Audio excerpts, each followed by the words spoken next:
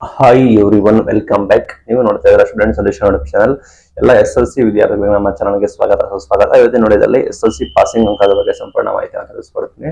ಚಾನಲ್ಗೆ ಸಬ್ಸ್ಕ್ರೈಬ್ ಆಗ್ಬೋದು. ವಿಡಿಯೋ ಎಷ್ಟು ಲೈಕ್ ಮಾಡಿ ಸಪೋರ್ಟ್ ಮಾಡಬಹುದು. ನಿಮಗೆ ಗೊತ್ತಿರೋ ಹಾಗೆ ಕನಿಷ್ಠ 35%, 100ಕ್ಕೆ 35 ಈಗ ಸದ್ಯದ ಮಟ್ಟಿಗೆ ಪಾಸಿಂಗ್ ಮಾರ್ಕ್ಸ್ ಕೂಡ ಇದೆ. ಅದನ್ನ ಈ ವರ್ಷದಲ್ಲಿ ಬದಲಾವಣೆ ಕೂಡ ಮಾಡುವ ಸಾಧ್ಯತೆ ಕೂಡ ಇದೆ, ಅಂದ್ರೆ ಮುಂದಿನ ವರ್ಷಕ್ಕೆ. Because CBSE and other board ಅಲ್ಲಿ ಪಾಸಿಂಗ್ ಮಾರ್ಕ್ಸ್ ಕಡಿಮೆ ಇದೆ, 33, 30 ಕೂಡ ಇದೆ. ಅದನ್ನು ನಮ್ಮನ್ನು ಕೂಡ ಕಡಿಮೆ ಮಾಡಬೇಕು ಅಂತ ಹೇಳಿ ಮನವಿ ಕೂಡ ಮಾಡಿದ್ದಾರೆ ಖಾಸಗಿ ಶಾಲೆಗಳ ಆಡಳಿತ ಮಂಡಳಿಗಳು. ಸರ್ಕಾರ ಏನು ಕೂಡ ಡಿಸಿಷನ್ ತೆಗೆದುಕೊಂಡಿಲ್ಲ. ಡಿಸಿಷನ್ ತೆಗೆದುಕೊಂಡ್ರೆ ಚೇಂಜಸ್ ಆಗುತ್ತೆ.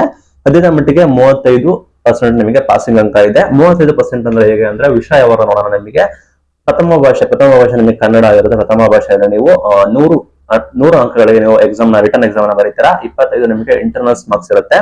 ರಿಟರ್ನ್ ಎಕ್ಸಾಮ್ ಅಲ್ಲಿ 100ಕ್ಕೆ ನೀವು ಮಿನಿಮಮ್ 35 ತೆಗಿಬೇಕಾಗುತ್ತೆ. ಇಂಟರ್ನಲ್ಸ್ ಮಾರ್ಕ್ಸ್ ನಿಮಗೆ 25 ಇರೋಲ್ಲ. 25ಕ್ಕೆ ನೀವು ಮಿನಿಮಮ್ 10 ತೆಗಿಬೇಕಾಗುತ್ತೆ. ಪ್ರಥಮ ಭಾಷೆ ಬಂದ್ಬಿಟ್ಟು 2 ಕ್ಲಾಸ್ ಸೇರಿಸಿದ್ರೆ 35 ಪ್ಲಸ್ 10 ಸೇರಿಸಿದ್ರೆ 45 ಆಗುತ್ತೆ.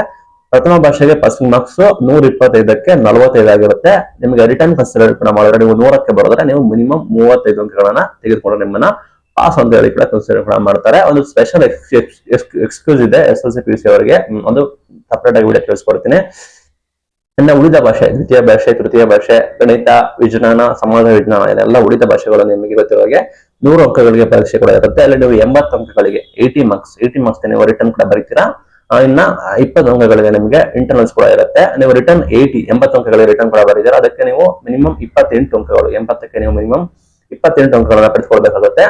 ಅಂಡ್ ನಿಮ್ಗೆ ಇಂಟರ್ನಲ್ಸ್ ಬಂದ್ಬಿಟ್ಟು ನಿಮಗೆ 20 ಅಂಕಗಳಿಗೆ ಇಂಟರ್ನಲ್ಸ್ ಕೂಡ ಇರುತ್ತೆ. 20 ಅಂಕಗಳಿಗೆ ಇಂಟರ್ನಲ್ಸ್ ಅಲ್ಲಿ ನೀವು ಕನಿಷ್ಠ ಬಂದ್ಬಿಟ್ಟು 7 ಅಂಕಗಳನ್ನ ತೆಗಿಬೇಕಾಗುತ್ತೆ. 80ಕ್ಕೆ ನೀವು 28 ತೆಗಿಬೇಕು. ಇಂಟರ್ನಲ್ಸ್ ಅಲ್ಲಿ ನೀವು 20ಕ್ಕೆ ಮಿನಿಮಮ್ 7 ತೆಗಿಬೇಕು.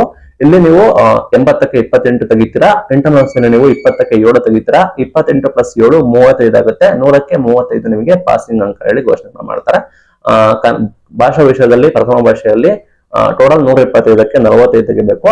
ಬೇರೆ ವಿಷಯಗಳಲ್ಲಿ ಟೋಟಲ್ 100ಕ್ಕೆ ನೀವು 35 ತೆಗಿಬೇಕು. 80ಕ್ಕೆ ನೀವು 80ಕ್ಕೆ ಪರೀಕ್ಷೆ ಬರೆಯೋರು 80ಕ್ಕೆ ಬರೆಯುವ ವಿಷಯದಲ್ಲಿ 28 ತೆಗಿಬೇಕು. 100ಕ್ಕೆ ಬರೆಯುವ ಪ್ರಥಮ ಭಾಷೆಯನ್ನು ನೀವು 35 ತೆಗಿಬೇಕು. ಇದು ನಿಮಗೆ ಕ್ಲಾರಿಟಿ ಇರಲಿ, ಬಿಕಾಸ್ ಇದು ವೆರಿ ವೆರಿ ಇಂಪಾರ್ಟೆಂಟ್. ಈ ಬಾರಿ ನಿಮಗೆ ಚೇಂಜಸ್ ಮಾಡ್ತೀವಿ ಅಂತ ಹೇಳ್ತಾ ಇದ್ದಾರೆ. ಚೇಂಜಸ್ ಮಾಡಿದ್ರೆ ವಿಡಿಯೋ ಮಾಡಿ ನಿಮಗೆ ತಿಳಿಸ್ಕೊಡ್ತೇವೆ. ನಂತರ ಗ್ರೇಡಿಂಗ್ ಸಿಸ್ಟಮ್ ಬಗ್ಗೆ ನಿಮಗೆ ಗೊತ್ತಿರಬೇಕಾಗುತ್ತೆ.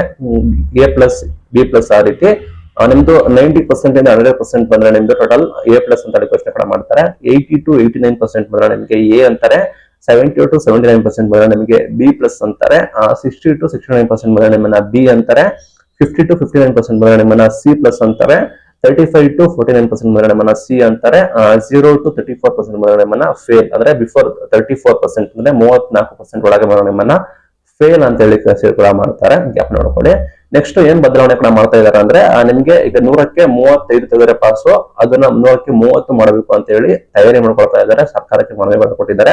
ಒಟ್ಟಾರೆ ನಿಮಗೆ 100ಕ್ಕೆ 35 ಪಾಸಿಂಗ್ ಮಾರ್ಕ್ಸ್ ನ ಅದನ್ನ 33ಕ್ಕೆ ರಿಡ್ಯೂಸ್ ಮಾಡಬೇಕು ಅಂತ ಹೇಳಿ ಸರ್ಕಾರಕ್ಕೆ ಮನವಿ ಕೊಡ್ತಾ ಇದ್ದಾರೆ. ಬಿಕಾಸ್ ಬೇರೆ ಕಡೆ ಒಂದ್ ರೀತಿ ಇದೆ, ನಮ್ಮ ರೀತಿ ಒಂದ್ ರೀತಿ ಇದೆ. ಚೇಂಜಸ್ ಆದ್ರೆ ನಾನು ನಿಮಗೆ ಮಾಹಿತಿಯನ್ನು ತಿಳಿಸ್ಕೊಡ್ತೀನಿ. ಇದು ಇವತ್ತಿನ SLC ಅಪ್ಡೇಟ್. ಇದೇ ರೀತಿ ನಿಮಗೆ ರೆಗ್ಯುಲರ್ ಅಪ್ಡೇಟ್ ನಮ್ಮನ್ನ ಫಾಲೋ ಮಾಡಿ. Thank you.